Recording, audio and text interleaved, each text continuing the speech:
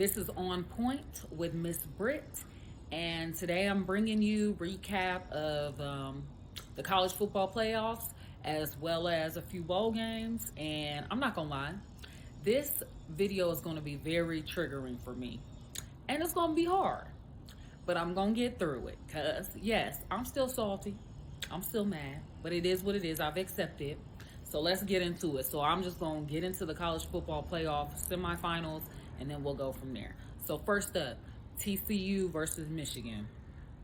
All right, so they both played in the Fiesta Bowl, and TCU's quarterback, Max Duggan, he threw for 225 yards and 2 touchdowns and rushed for 2 touchdowns. During the game, TCU returned 2 interceptions for scores. Sonny Dykes' first year as the head coach of TCU, and they ended up beating Michigan 51-45. And the Horned Frogs will now play for the program's first national championship since 1938. So good for them. Well deserved. Well deserved. It was actually a pretty good game. It was the highest scoring Fiesta Bowl. Michigan's wide receiver Roman Wilson, he had a 50-yard touchdown catch, but it was overturned because his knee was down at the 1. And then following that play, Khalil Mullins, he fumbled the ball. So I would say Michigan, they made a lot of mistakes during the game, and I think that's what ultimately hurt them. But they did, they trailed the entire game, and they ended up coming back in the fourth quarter. Roman Wilson, he had an 18-yard touchdown run, and then J.J. McCarthy had a pass to Ronnie Bell for a 2-point conversion, and it brought the score 38-41. TCU responded with Quentin Johnson's 76-yard touchdown catch, and then Griffin Bell, he kicked a 35-yard field goal with 10:02 left on the clock, and then Michigan's wide receiver Roman Wilson again had a 5-yard touchdown catch with 3:18 left, brought the score 45-51. And Michigan, they had the last possession of the ball, but they ended up not being able to convert, and the game was over. And at the end of the game, there was a lot of speculation. There was a potential targeting call, but they ended up not calling it, and TCU won the game. So it is what it is. All right, so that was New Year's Eve.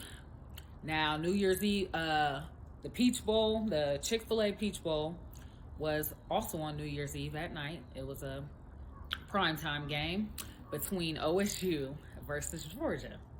I'm just going to try to be as fair as possible, even though I feel some type of way. So, Georgia trailed by 2 touchdowns twice, and they somehow managed to come back each time, which that pissed me off.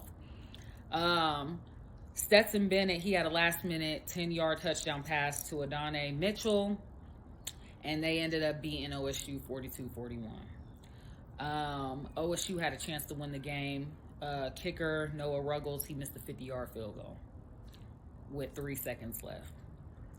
And I'm just going to leave it at that. But C.J. Stroud, he had a really good game. He threw for 348 yards, and he had 4 touchdowns and no interceptions.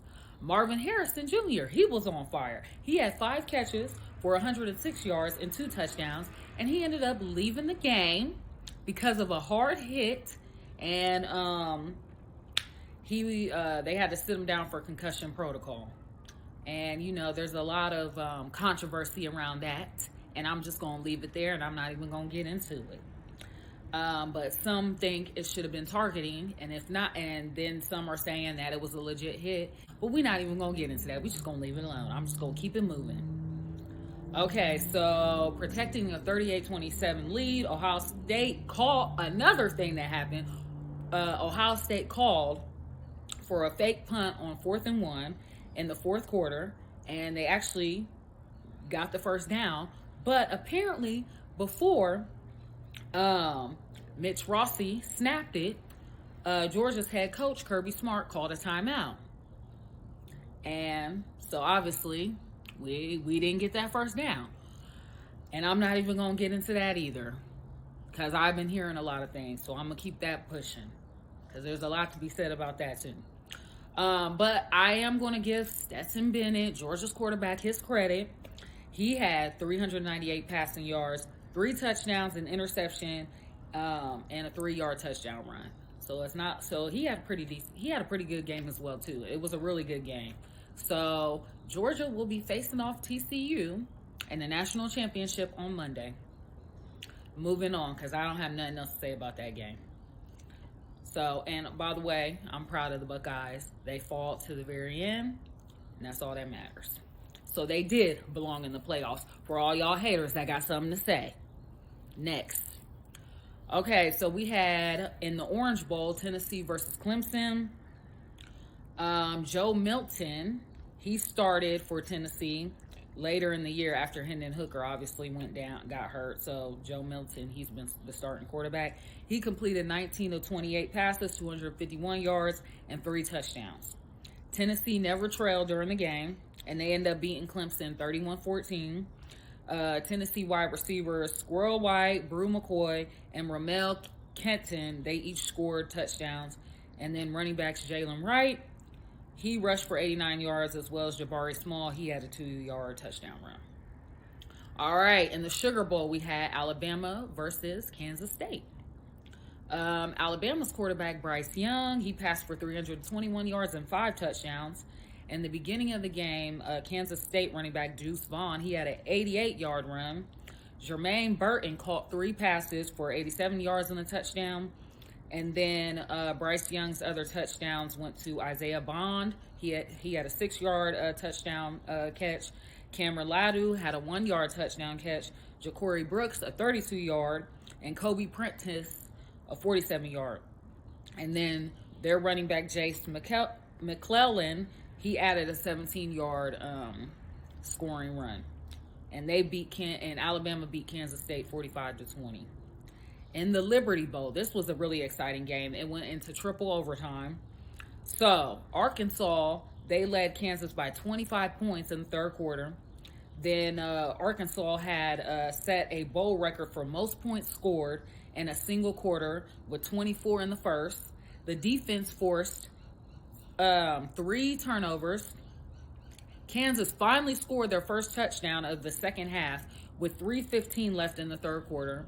They held Arkansas to 3 straight punts and scored on 4 straight drives. So that's how they tied the game. So this ended up going into overtime. So in the first overtime, they both scored touchdowns. The second overtime, a controversial targeting call against Arkansas cornerback Quincy McAdoo gave Kansas a second try at a 2-point conversion attempt, and it succeeded, sending the game to a third overtime. And third overtime, Arkansas quarterback KJ Jefferson found Rashad Dubinian in the end zone. And then they went for a 2-point try. Then Kansas ran a trick play on its turn with a reverse pass. And the second throw went out the back of the end zone. So that's how Arkansas ended up winning 55-53. Kansas, they scored, and then they tried to do a 2-point conversion, and it failed. So that's how Arkansas won. All right, now the Rose Bowl, which was on New Year's Day, we had Penn State versus Utah. Early in the third quarter, Penn State running back Nicholas Singleton, he made a tie-breaking 87-yard touchdown run. In the beginning of the fourth, Keandre Lambert-Smith, he caught 88-yard touchdown pass from Sean Clifford, Penn State's quarterback. That was the longest touchdown reception in Rose Bowl history.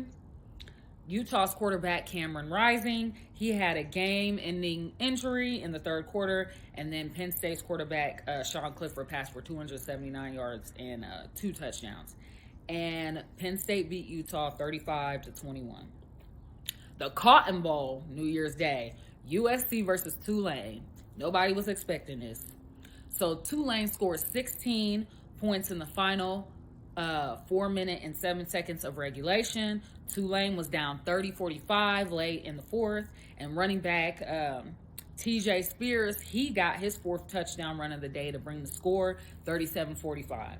USC's Austin Jones was tackled in the end zone for a safety to make it 45-39. Then with 22 seconds to go, Tulane's quarterback Michael Pratt, he threw to Deuce Watts to set up a first and goal at the 6. And then Pratt found tight end Alex Ballman for a touchdown. First it was ruled incomplete. Then they reversed the call to a touchdown after the review, and Tulane beat USC 46-45. All right, some other notable wins in the Cheez-It Bowl. Florida State knocked off Oklahoma 35-32.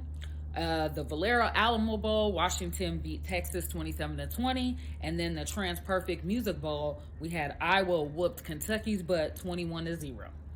And so that's all the updates I have for these bowl games. Sorry if I didn't get to your team. It was a lot going on from this past month. So make sure you follow on_point sports614 on Instagram as well as YouTube. And hit the like and subscribe button. And with that being said, I'm out, and we will see on Monday who the national champs are. Go TCU.